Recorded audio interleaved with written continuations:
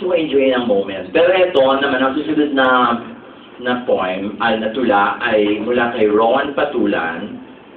At ito po naman ay siguro napapanahon na dahil marami ng mga decorations, medyo may naririnig ka ng carols, medyo iba na ang ihip ng hangin, kahit medyo nagkaroon tayo ng saunang, ewan ko, bangungot ito.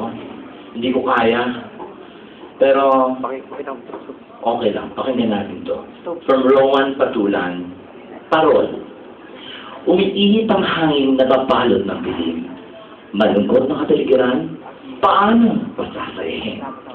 May mga naghihinagpis, mayroon din namang nagsasaya. Ngunit ang tanong ng marami, Pasko, paano na?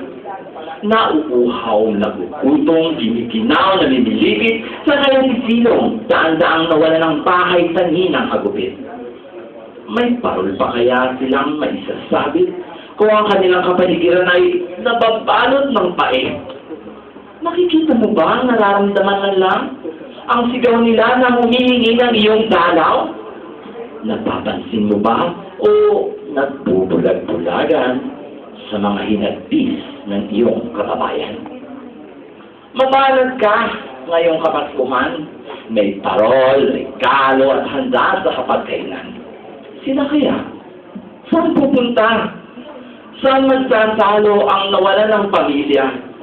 Umiihip ang hangin, nabalot ng dilim, may parol pa bang nagsabi sa bahay na balot ng putik?